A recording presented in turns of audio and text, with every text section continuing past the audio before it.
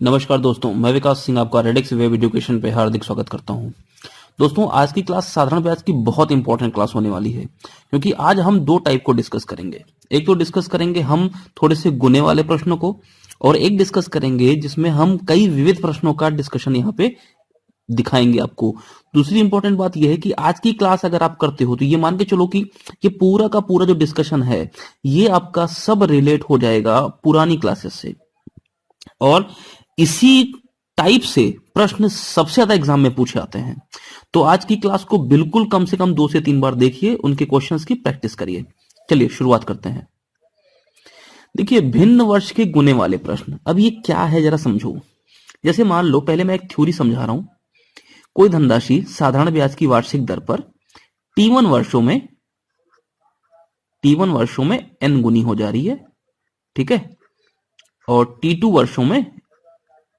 वर्षों में m गुनी हो जा रही है। तो रिलेशन आपसे पूछता है दोनों का, तो जरा समझिए।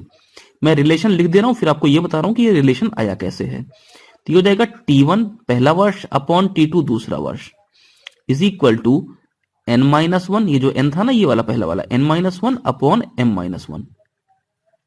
ये रिलेशन है। अब ये रिलेशन कैसे आता है, इस पे प्रश्न कैसे बनते हैं, ये भी देखने वाले हैं 2 मिनट के बाद। लेकिन पहले मैं आपको ये समझा दूं कि ये आता कैसे है। कोई धनराशि T1 वर्षों में n गुनी हो जा रही है और T2 वर्षों में m गुनी हो जा रही है। तो कैसे करेंगे? देखो, याद करो, जब हम लोग टाइप 2 पढ़ रहे थे, जब मिश्र धन मूलधन का n गुना था, तो वहां पे हमारा एक फॉर्मूला निकल के आता था ना, n-1 is equal to RT upon 100। याद आ रहा है कुछ? इसी फॉर्मूले पर बेस्ड है ये सारा टाइप। कैसे आता है?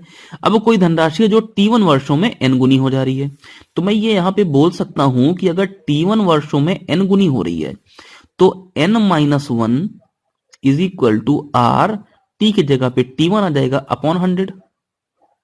ये मैंने कहां से निकाला? ये पहले वाले से निकाला, ठीक है। दूसरे वाले से मैं क्या जिक्र करने वाला हूं, यहां पे जरा देखना। T2 वर्षों में m गुनी हो रही है, तो ये हो जाएगा m-1 is equal to R T2 upon 100, ठीक है। दोनों को अगर मैं डिवाइड कर दूं, ये मान लो पहली इक्वेशन है हमारी, ये दूसरी इक्वेशन है। अगर मैं पहली इक्वेशन को दूसरी इक्वेशन से डिवाइड कर दूं तो कितना आ जाएगा? n-1 upon m-1 is equal to, देखो, R बाई 100 कैंसिल आउट हो जाएगा, आ जाएगा T1 अपॉन T2। ये मेरे इस प्रश्न का डायरेक्ट उत्तर हो जाएगा, है ना। यही रिलेशन तो यहां पे लिखा है। अब इसमें प्रश्न कैसे बनते हैं जरा ये भी समझ लो। एक क्वेश्चन यहां पे मैं कराता हूं, फिर मैं आगे बढ़ूंगा। मैं ये बोल रहा हूं कि कोई धनराशि यदि 3 वर्षों में साधारण ब्याज की वार्षिक दर पर 3 वर्षों में साधारण ब्याज की वार्षिक दर पर 1.5 गुनी हो जाती है ना, 1.5 गुनी हो जाती है, तो उसे 2 गुना होने में कितना समय लगेगा? 2 गुनी होने में कितना समय लगेगा, ये प्रश्न पूछ रहा है। 3 वर्षों में अगर 1.5 गुनी हो रही है तो कितने समय में वो 2 गुनी हो जाएगी? तो देखो, T1 कितना है यहाँ पे? 1.5। ये क्या है? ये T1 है, ठीक है। T2, सॉरी, ये क्या है? ये n है, गुना है ना, तो n है ये, सॉरी, ये क्या है? गुना है, तो ये क्या है? ये m है, तो n और m दे दिया। ये क्या है? ये T1 है, और पूछ क्या रहा है? T2 की गणना करने को पूछ रहा है। तो कर सकते हैं आसानी से, T1 upon T2। T1 upon T2 का मतलब यहां पे क्या आ जाएगा? 3 T1 upon T2 is equal to n-1, तो 1.5 में से 1 घटा दें, कितना आ गया? 0.5 आ गया, अपॉन 2-1। 2-1 कितना हो जाएगा? 1 हो जाएगा। बताओ, T2 निकाल सकते हैं यहां से। T2 कितना हो जाएगा? 3 डिवाइड बाई 0.5, दशमलव हटा दो, ऊपर 0 बढ़ा दो, कितना आ गया? 6। तो 3 वर्षों में 1.5 गुनी हो रही है, तो 6 साल में कितनी हो जाएगी? 6 वर्षों में कितनी हो जाएगी? 2 गुनी हो जाएगी। आप इसको डायरेक्ट कर सकते थे। देखो कैसे, 3 साल लग रहे हैं ना, 1 गुना होने का मतलब बराबर हो जाना, 1 गुना होने का मतलब बराबर हो जाना। तो ये 0.5 बढ़ा कितने साल में? 3 साल में। और आपको पता है कि अगर 3 साल में 0.5 बढ़ा है तो फिर से 3 साल लगेंगे 0.5 बढ़ने के लिए, 3 साल और लगेंगे। तो 3 साल तो पहले लग गए, 3 साल अब लग गए, तो 0.5 और बढ़ गया। तो 1.5 पहले था, 0.5 बढ़ा देंगे तो कितना हो जाएगा? 2 हो जाएगा। तो कितना साल और लगेगा? 3 साल और लगेगा। तो भाई पहले 3 साल लग रहा था, अब 3 साल लग गया, टोटल कितना हो गया? 6 साल हो गया। तो आप इसको डायरेक्ट कर सकते हो, है ना। तो ये भिन्न वाले प्रश्नों को थोड़ा सा ध्यान रखिए, कभी कभी प्रश्न एग्जाम में पूछ लिए जाते हैं। तो आप इस फॉर्मूले से भी डायरेक्ट इस तरह के प्रश्नों को हल कर सकते हैं। ठीक है, चलिए बढ़ते हैं अपने विविध प्रश्नों की तरफ। देखिए पहला प्रश्न है, कोई प्रतिभा जी है, वो 15,860 रुपए को अपनी 3 बेटियों में ए, बी और सी में इस प्रकार बांटती हैं कि उन तीनों के धनों का 2 वर्ष, 3 वर्ष और 4 वर्ष का साधारण ब्याज जो है वो बराबर होता है। जो साधारण ब्याज की दर है वो 5% है। तो प्रश्न आपसे ये पूछ रहा है कि आप बताओ कि वो ए, बी और सी को किस अनुपात में निवेशित करती हैं। बात समझ में आ रही है? देखो पहले मैं आपको ये समझाता हूं कि कैसे इसका आंसर निकाल सकते हो। मैं अगर ये बोलूं यहां पे कि भाई साहब प्रतिभा जी ने ए को दिया ए रुपए, बी को दिया बी रुपए और सी को दिया सी रुपए, तो ये तीनों को अलग अलग दे दिया पैसा। कितने कितने परसेंट पर? 5% पर। इनको भी 5% पे, इनको भी 5% पे, इनको भी 5% पे। लेकिन इनको दिया 2 वर्ष के लिए, इनको दिया 3 वर्ष के लिए और इनको दिया 4 वर्ष के लिए, है ना? तो देखो ये ए बी सी इसी का अनुपात पूछ रहा है कि जो निवेशित धन है वो किस अनुपात में है। आप इस प्रश्न को डायरेक्ट कर सकते हो, लेकिन पहले मैं कंसेप्ट जरा समझा लूं। देखो रेट परसेंट जो है वो तीनों जगह पे कैसा है? बराबर है। ये भी रेट है, ये भी रेट है और ये भी रेट है, ये तीनों रेट है। ठीक है, ये समय T1 है, ये समय T2 है और ये समय T3 है। ठीक है, अब बताओ अगर तीनों के ब्याज बराबर है तो मैं क्या लिखूंगा? ए रुपए इनका मूलधन, R% पर, T1 वर्ष के लिए और बटे 100, ये यहां से ब्याज मिलेगा। दूसरा वाला बी रुपए मूलधन है, R% पर, T3 वर्ष के लिए और बटे 100 यहां से ब्याज मिलेगा। तीसरा बराबर कितना है? सी रुपए मूलधन है, R% पर ही ये T2 वर्ष है, ये T3 वर्ष है और बटे 100, ये तीनों बराबर है। 100R 100R 100R तीनों जगह से कैंसिल आउट हो गए। कितना बचा? यहां से बचा A इंटू T1 बराबर B इंटू T2 बराबर C इंटू T3। ठीक है, ये तीनों बराबर हैं। मैंने मान लिया ये 1 के बराबर है। अब बताओ अगर AT1 1 के बराबर है, AT1 अगर बराबर है 1 के, तो बताओ A कितना हो जाएगा? 1/T1 हो जाएगा कि नहीं हो जाएगा? ऐसे ही B कितना हो जाएगा? 1/T2 हो जाएगा। ऐसे ही C कितना हो जाएगा? 1/T3 हो जाएगा। बोलो हो जाएगा? इसका मतलब ABC का रेशियो अगर मैं निकालना चाहूं, जो अनुपात है मूलधनों का, जो तीनों का निवेशित राशि है, उनका अनुपात कितना होगा? 1/T1 ratio 1/T2 ratio 1/T3, ये तो रेशियो होगा। इसका सीधा सा मतलब है दोस्तों कि अगर दर समान है, देखो दर तीनों जगह पे कैसी है? समान है, और मुझे निवेशित राशियों का अनुपात पता करना है, तो निवेशित राशियों का अनुपात उनके समय के उल्टे रेशियो में हो जाएगा। तो यही समझाना था इस प्रश्न में, और कुछ नहीं करना है। इस तरह के प्रश्नों में जब कभी भी हमें समान ब्याज प्राप्त हो रहे हैं, देखो क्या लिखा है? ब्याज बराबर मिल रहा है। तो जब ब्याज बराबर मिल रहा है तो भाई दर से तो कोई फर्क पड़ा नहीं होगा, क्योंकि दर तो तीनों की सेम सेम है। और यहां पे देखो 2 वर्ष के लिए दिया गया, ये 3 वर्ष के लिए दिया गया, ये 4 वर्ष के लिए दिया गया, तो इन दोनों में उल्टा रिलेशन हो जाएगा, इन दोनों में उल्टा रिलेशन हो जाएगा, है ना? तो अगर मुझे एबीसी का रेशियो निकालना है तो मैं डायरेक्ट करूंगा कि भाई पहले वाले को 2 साल के लिए दिया, दूसरे वाले को 3 साल के लिए, तीसरे वाले को 4 साल के लिए, यानी एबीसी का रेशियो कितना रहेगा मेरे पास? 1/2, पहले वाला 2 साल, बटे में लिखना है 1/3 और 1/4। ये मेरे प्रश्न का उत्तर है डायरेक्ट। अब प्रश्न अगर सिंप्लीफाई कराता है तो 2, 4 और 3 का एलसीएम कितना रहेगा? 12 आ जाएगा। 12 से सब में गुणा कर दो। 12 से पहले वाले 1/2 में गुणा करेंगे तो आ जाएगा 6 रेशियो, 1/3 में करेंगे तो आएगा 4 रेशियो, 1/4 में करेंगे तो आएगा 3 रेशियो, यानी 6, 4, 3 का रेशियो बन जाएगा यहाँ पे। बोलो उत्तर सही समझ में आ रही है? तो इस तरह के प्रश्नों को डायरेक्ट हल करना है, ये समय बचाएगा, और इस तरह के प्रश्न एग्जाम में पूछे जाते हैं। कीवर्ड क्या है? तीनों को अलग अलग पैसा बांट रही हैं, अलग अलग समयावधि के लिए, सबकी दर कैसी है? समान है, और सबको बराबर ब्याज मिल रहा है। जब ब्याज बराबर हो, इसका मतलब जो अनुपात में हम निवेश करेंगे उसके उल्टे अनुपात में समय होना चाहिए। अगर मुझे मान लो समय दिया होता, या अगर मुझसे समय पूछता, तो इसके उल्टे अनुपात में निवेश में कर देता, है ना? तो इन दोनों बातों को ध्यान में रखिए। चलिए एक व्यक्ति बैंक में 10% साधारण ब्याज की दर से 5 साल के लिए 30,000 रुपए जमा करता है। उसे अपनी लड़की के विवाह के खर्च के निवेश हेतु निर्वाह हेतु 3 वर्ष पूर्व सारी राशि बैंक से आहरण करनी पड़ती है। उसे 5 वर्ष का जो राशि मिलनी चाहिए थी उससे 7800 रुपए कम मिलती है। अब कह रहा है कि समय पूर्व भुनाने हेतु बैंक द्वारा भुगतान किया गया जो दर है वो कितना है।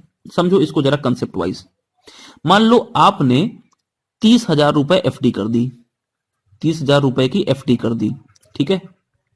और बैंक ने आपको बोला कि भैया अगर एफडी कर रहे हैं 5 साल के लिए तो 10% पे करेंगे और समय 5 साल रहेगा, ठीक है। यानी 5 साल के बाद आप इस एफडी को भुना सकते हैं। लेकिन हुआ क्या कि शादी वादी हो गई, लड़की की शादी पड़ गई तो आपको उसमें खर्चा करना पड़ा। तो खर्चे करने के लिए आपने क्या किया, ये एफडी तोड़वा दी। जब एफडी टूट गई तो जिस रेट पर बैंक ने प्रॉमिस किया था उस रेट पर तो आपको ब्याज देगी नहीं, क्योंकि एफडी का फिर मतलब ही नहीं रह जाएगा। तब उसने बोला कि भाई हम आपको कुछ कम रेट पर देंगे। तो आपने कितने साल बाद एफडी तोड़वा ली, 3 साल बाद। यानी 3 साल के लिए तो आपने बैंक में जमा रखा था पैसा ना। तो पहले ये बताओ, अगर आपने पूरा का पूरा पैसा जमा किया होता, 5 साल के बाद एफडी तोड़वाई होती, तो आपको कितना ब्याज मिलता। तो भाई 1 साल में 10% ब्याज मिल रहा है तो 5 साल में 50% ब्याज मिलेगा। तो 30,000 मूलधन है, इसका 50% कितना हो जाएगा, 15,000। यानी कि जब मैंने एफडी तोड़वाई नहीं होती तो मुझे 15,000 ब्याज मिलता, ठीक है। ये क्या है मेरा, ये मेरा ब्याज है, ये मेरा ब्याज मिलता मुझे, है ना। लेकिन प्रश्न कह रहा है कि एफडी टूट गई। अगर एफडी टूट गई तो सीधी सी बात है 3 साल में एफडी तोड़ने के कारण 7800 रुपए कम मिल गया। 15,000 मिलते लेकिन 7800 कम मिले, तो वास्तव में मिले कितने, है ना। तो मिले कितने, 15,000 तो मिलने चाहिए थे, 7800 कम मिले हैं। तो इसका मतलब मिलने हैं मुझे टोटल केवल 7200 रुपए, ठीक है। वो भी कैसे, ब्याज के रूप में। कितने वर्षों में, तो आप बताओ ये 3 साल में मिले हैं कि नहीं मिले हैं, 3 वर्ष में। 3 वर्ष में अगर 7200 रुपए मिले हैं तो बताओ 1 वर्ष में कितने रुपए मिले होंगे फिर आपको। 1 वर्ष में ब्याज के रूप में मिले होंगे 7200 बटे 3 यानी कि 2400 रुपए। क्यों भाई, ये 2400 रुपए 1 साल में मिले हैं ब्याज के रूप में। कितने रुपए पर, इसी 30,000 रुपए को तो जमा किया था ना, 30,000 पर मिले हैं। तो मैं ये देख लूं कि ये 2400 जो है ये 30,000 भाई साहब का कितना परसेंट है। तो 2400 बटे 30,000 और परसेंट निकालने के लिए 100 से गुणा कर दो। तो देखो ये 2 जीरो 2 जीरो कटे, 2 जीरो 2 जीरो कटे, कितना आ गया, 3 अठे 24, 8%। यानी बैंक को 10% पे देना चाहिए था, लेकिन अब उसने, चूंकि आपने पहले ही बैंक से पैसा निकाल लिया, एफडी तुड़वा ली, तो आपको 8% पे उधार देगी। क्लियर हो गई बात। चलो आगे बढ़ते हैं। प्रश्न संख्या 26। अब देखो जो 26वां प्रश्न है ये घुमावदार प्रश्न है। ये प्रश्न जब कभी आपके एग्जाम में इस तरह से पूछे आते हैं तो हम चौंकन्ने रह जाते हैं, जबकि प्रश्न में कुछ नहीं है। अगर प्रश्न में आप ये जो लाइन लिखी है ना, ये वाली लाइन, इसको छोड़ दो तो आप बड़े आसानी से प्रश्न कर ले जाओगे। लेकिन अब इस लाइन को लिखने के कारण जो हमारे पास एक माहौल बनता है ना, वो माहौल हमें डिस्टर्ब कर देता है कि यार ये क्यों दिया है, कोई ना कोई तो यूज रहा होगा इसका। तो जरूरी थोड़ी ना है कि जो दिया ही उसका यूज ही हो। जैसे प्रश्न कह रहा है 6% वार्षिक ब्याज की दर से 2 वर्ष का साधारण ब्याज जो है वो 276 रुपए है। मूलधन बताओ भैया कितना होगा। तो आप बताओ 1 साल में कितना ब्याज मिलेगा, कितने परसेंट। तो रेट 6% है तो 6% ब्याज मिलेगा। तो 2 साल में कितना ब्याज मिलेगा, 6 दूना 12% मिलेगा कि नहीं मिलेगा। तो 2 साल में 12% ब्याज मिलेगा। तो हमें मिल कितना रहा है 2 साल में ब्याज, 276 रुपए। यानी कि 12% की वैल्यू 276 है, 1% की वैल्यू आ जाएगी 12 दूना 24 और 12 तीन 36, 23 रुपए। 1% की वैल्यू आ गई 23, मूलधन होता है 100%, 100% की वैल्यू कितनी आ जाएगी, 2300 रुपए। ये मेरे इस प्रश्न का डायरेक्ट उत्तर था, दूसरे वाले का कोई इस्तेमाल ही नहीं है यहाँ पे। ऑप्शन कौन सा हो जाएगा यहाँ पे, डी पार्ट। और प्रश्न संख्या 27 पे चलते हैं, जरा देखो यहां पे अच्छे से। रवि ने 600 रुपए अमन को और 500 रुपए राजू को 3 वर्ष के लिए एक ही दर पर उधार दिया। देखो रवि भाई साहब है, इनके पास बहुत पैसा है ना। ये 2 लोगों को उधार दिए हैं। कौन कौन से लोगों को, एक तो दिए हैं रमन भाई साहब को और एक दिए हैं राजू जी को। ये 2 लोगों को उधार दिए हैं। रमन को दिए हैं ये 600 रुपए और राजू को दिए हैं ये 500 रुपए। कितने साल के लिए दिए हैं टोटल, 3 साल के लिए दोनों को। और लेकिन दोनों की जो दर परसेंट है ना वो बराबर है, इनको भी 8% पे दिए, इनको भी 8% पे दिए हैं।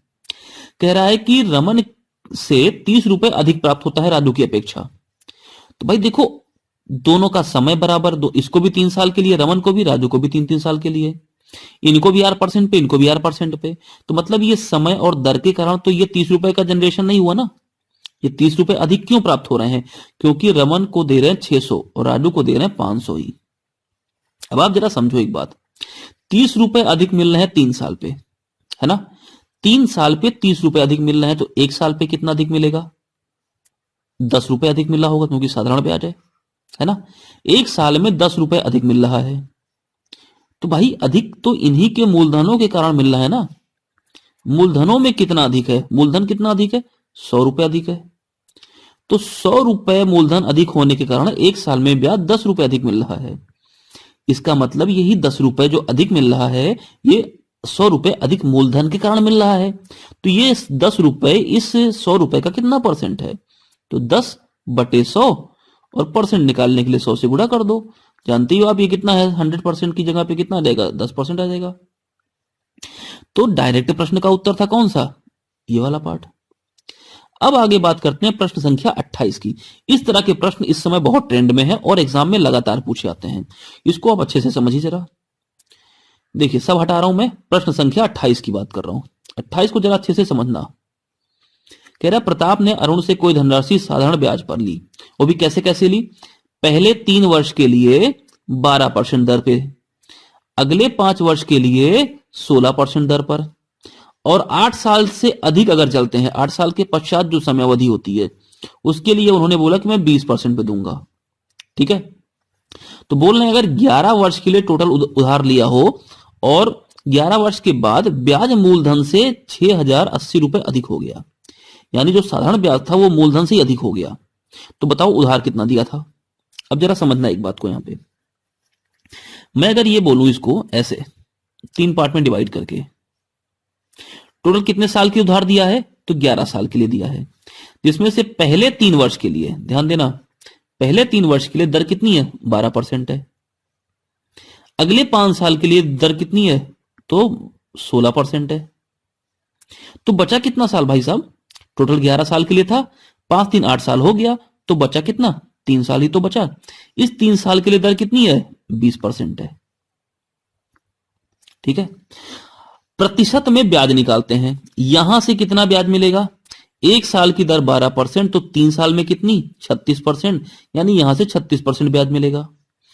1 साल में यहां 16% है, तो 5 साल में कितना होगा? 16 पंचे 80%, यहां से 80% ब्याज मिलेगा, और यहां पे 20 तियां 60% ब्याज मिलेगा। तो टोटल ब्याज कितना मिल गया? 80 और 60 हो गया 140, और 30 170, और 6 76, यानी जो टोटल ब्याज मिला है परसेंट में, ठीक है, टोटल एसआई परसेंट, वो कितना है? 176% है। मूलधन कितना होता है? हम जानते ही हैं वो 100% रहता ही रहता है, वो कभी बदलता ही नहीं है।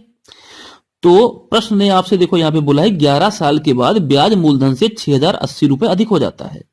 ब्याज मूलधन से कितना अधिक हुआ है? कितने परसेंट? 76%। तो क्या ये 76% की वैल्यू मैं 6080 बोल सकता हूं? 1% की वैल्यू कितनी हो जाएगी? 6080 डिवाइड बाई 76। तो 100% की वैल्यू कितनी हो जाएगी? 6080 डिवाइड बाई 76, परसेंट निकालने के लिए 100 से गुणा।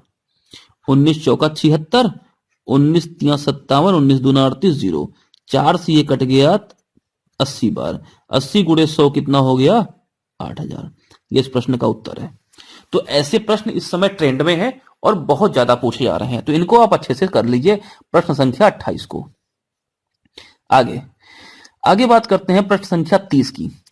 देखिए, कह रहा है कि साधारण ब्याज की किसी दर पर ए ने 6000 रुपए बी को 2 वर्ष के लिए तथा 15000 रुपए सी को 4 वर्ष के लिए उधार दिया, और दोनों से मिलाकर कुल 900 रुपए ब्याज प्राप्त किया।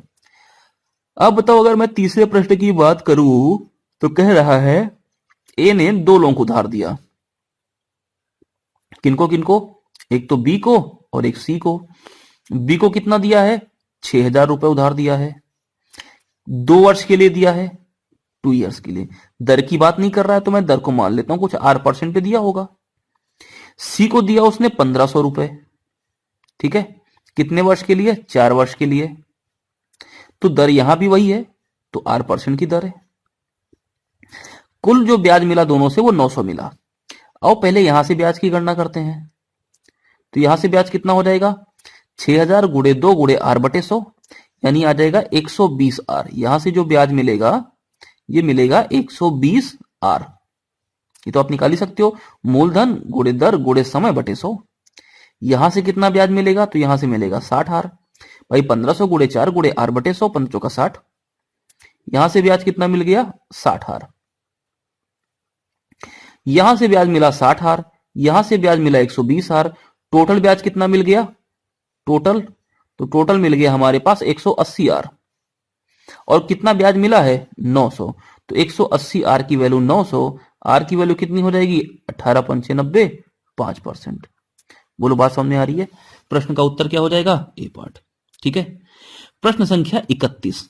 31 प्रश्न बिल्कुल 30वें प्रश्न की तरह है, बस फर्क थोड़ा सा है, जरा देखो।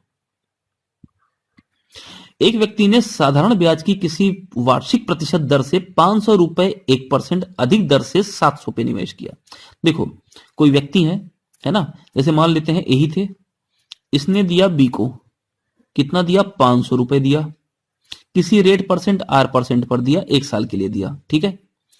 इनने क्या किया? सी को दिया, कितना दिया? 700 रुपए दिया, लेकिन एक ही साल के लिए दिया, सॉरी 3 साल के लिए दिया, 1 साल के लिए नहीं, 3 साल के लिए दिया, 3 वर्ष के लिए। इनको भी कितने वर्ष के लिए दिया? 3 वर्ष के लिए दिया।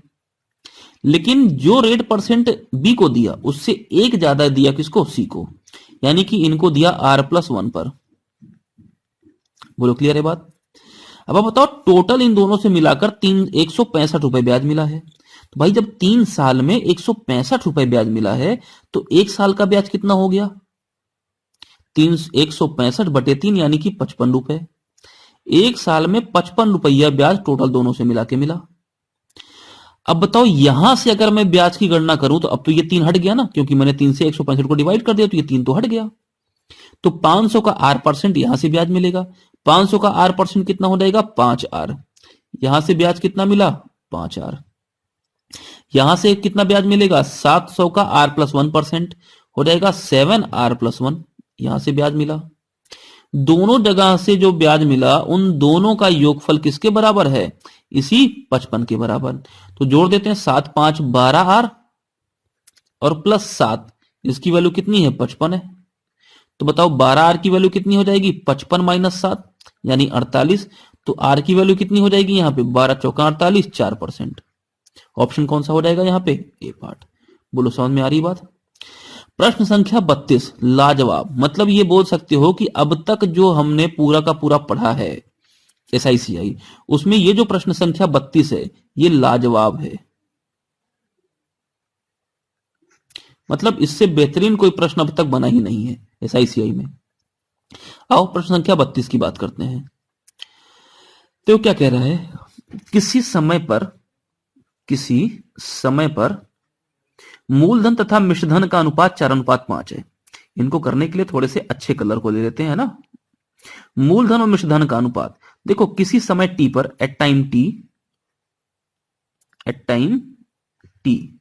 किसी समय टी पर जो मूलधन और मिश्रधन का अनुपात है, यानी कि प्रिंसिपल और अमाउंट, इनका जो रेशियो है वो कितना है हमारे पास? 4:5 है। ये किसी समय कब की बात कर रहे हैं? किसी समय टी पर। टी के बारे में हमें आइडिया नहीं है, इसीलिए ये प्रश्न ना थोड़े से टिपिकल हो जाते हैं लोगों के लिए। क्योंकि लोग यहां पे क्या करते हैं? मानते हैं। भाई अगर आप मान लोगे तो क्वेश्चन जो है वो करने की कोशिश तो करोगे, क्वेश्चन सॉल्व तो कर लोगे, लेकिन प्रश्न फिर कैसा हो जाएगा? टिपिकल हो जाएगा। क्योंकि देखो आप मानोगे क्या क्या यहाँ पे?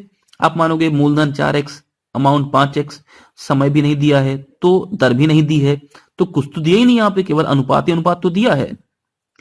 दूसरा क्या कह रहा है? At time t+3, at time t+3, क्योंकि 3 साल बाद की बात कर रहा है ना, तो टाइम t+3 की बात कर रहा है। क्या कह रहा है? अब अनुपात कितना हो गया भाई साहब? 5:7।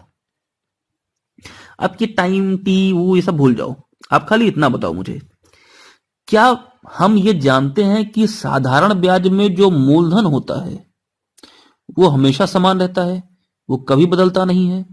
अगर मूलधन कभी बदलता नहीं है यानी ये कैसा रहता है, अपरिवर्तित रहता है। और जब हम ये बात जानते हैं तो हम इसका प्रयोग क्यों नहीं कर रहे हैं? हम जान रहे हैं कि मूलधन यहाँ पे कितना है, 4 है। हम जान रहे हैं मूलधन यहाँ पे कितना है, 5 है। तो हमें मूलधन को बराबर करना पड़ेगा क्योंकि मूलधन तो कभी बदलता ही नहीं है। या तो ये 4 होगा या 5 होगा। ऊपर वाले में 5 से गुणा कर दिया, क्यों? क्योंकि रेशियो बराबर करने का भाई हमारे पास एक ही तरीका है, मल्टीप्लाई करना। यहाँ पे 4 से गुणा कर दिया, तो रेशियो मेरा कितना आ गया, 5 से गुणा होगा तो दोनों में होगा ना यहाँ पे, और 4 से होगा तो दोनों में होगा। 5 से गुणा करो कितना हो गया, 20, और 50 25, यानी ये मूलधन और ये अमाउंट यानी मिश्रधन। यहाँ पे कितना हो जाएगा, ये हो जाएगा 20 और ये हो जाएगा 28। मूलधन मेरा बराबर हो गया, यही मेरे लिए सबसे खुशी की बात है कि मूलधन क्या हो गया, मेरा बराबर हो गया। और जब मूलधन मेरा बराबर हो गया तो मैं चलता हूं किसके पास, अमाउंट के पास। अमाउंट पहले 25 था किसी समय टी पर, 3 साल के बाद यानी 3 साल का डिफरेंस आया ना यहाँ पे, 3 साल का, तो 3 साल के बाद कितना हो गया, 28 हो गया। तो अमाउंट कितना बढ़ गया, 3 रेशियो बढ़ गया। बढ़ा कि नहीं बढ़ा? आपको अच्छे से पता है, हम लोगों ने डिफरेंस वाला फॉर्मूला पढ़ रखा है, एक 1 ईयर एसआई, चाहे आप उससे निकालो, क्या होता है A2 minus A1 upon T2 minus T1, है ना। तो भाई A2 माइनस A1 यानी कि 28 माइनस 25 कितना हो गया, 3, और T2 माइनस T1 समय में अंतर कितना है, 3 साल का खुद ही है, एक रेशियो आ गया कि नहीं आ गया। तो मैं वही कह रहा हूं, 3 साल का अगर डिफरेंस है मेरे पास तो 3 साल में 3 रेशियो ब्याज जनरेट हुआ। तो एक साल में कितना ब्याज जनरेट होगा, एक साल में 1 रेशियो ब्याज जनरेट होगा। यानी जो मेरा एसआई है एक साल का वो कितना है, 1 है। मूलधन कितना है, 20 है। यानी ये 1 रुपए जो आया है ये 20 रुपए पर ही तो आया होगा एक साल में। कितना परसेंट है ये इसका, 1 रुपए ये हमारा ब्याज है 1 साल का, और 20 रुपए हमारा मिश्रधन है, सॉरी मूलधन है। तो 1/20 परसेंट निकालने के लिए 100 से गुणा कर दो, कितना हो गया, 5%। ये मेरी दर थी, ये मेरे प्रश्न का उत्तर है, डायरेक्ट ले सकते हो। बस रेशियो का कमाल है केवल और केवल। अगर रेशियो थोड़ा सा अच्छे से आता है तो ये प्रश्न उड़ा दोगे तुरंत, कोई बड़ी बड़ी बात नहीं होगी इसमें। क्लियर है इतनी बात? चलो अब प्रश्न संख्या 33, ये मैं आपको बोलता हूं कि आप इसको करो, थोड़ा सा हिंट दे देता हूं। मान लो ये इसको 2 भाग में तोड़ना है ना, तो मान लो ये पहला भाग एक्स है, दूसरा भाग वाई है। एक्स को दिया गया 3 से 1/3 वर्ष में 6% पर, तो मूलधन गुणे दर गुणे समय बटे 100, ये बराबर होगा किसके, वाई मूलधन गुणे दर गुणे समय बटे 100, दोनों को बराबर कर दो। एक्स वाई में रेशियो आ जाएगा, एक्स वाई में जो रेशियो आएगा उसको 6800 में डिवाइड कर दो। ऑप्शन आपका हो जाएगा बी पार्ट यहाँ पे। तो मैं इस प्रश्न को आपके ऊपर छोड़ता हूं कि 33वां प्रश्न आप करिए और उत्तर बताइए क्या रहा है ना। तो चलिए आज की क्लास में ये एंड करते हैं। ये प्रश्न संख्या 32 को तो बहुत अच्छे से कर लेना, बहुत मजेदार प्रश्न है। और जितना प्रश्न मैंने कराया है, एक तो ये और दूसरा मैंने जो अभी ये 3 साल 5 साल वाला कराया है, ये वाला, ये दोनों ही बहुत बेहतरीन प्रश्न है और आपके एग्जाम में लगातार पूछे आ रहे हैं। तो चलिए आज के लिए हम लोग यहीं पे एंड करते हैं। एसआई हमारा समाप्त हो गया है। अब रही बात सीआई की, तो अगले क्लास में हम लोग सीआई शुरू करेंगे, ठीक है। अब ध्यान रखना कि एसआई कंप्लीट हुआ, प्योर एसआई कंप्लीट हुआ, अभी प्योर सीआई कंप्लीट करेंगे। उसके बाद एसआई और सीआई पे जो रिलेशन है ना, इनको कंप्लीट करेंगे। उसके बाद फिर मैं आपको इन दोनों के किस्त वाले प्रश्न पे ले चलूंगा, इंस्टॉलमेंट वाले पे। तो इंस्टॉलमेंट वाले जो प्रश्न होंगे ये सब कुछ करने के बाद, ये रिलेशन इनका रिश्ता पढ़ने के बाद सबसे एंड में कवर करेंगे, ठीक है। तो चलिए आज के लिए इतना रखते हैं, तब तक के लिए धन्यवाद।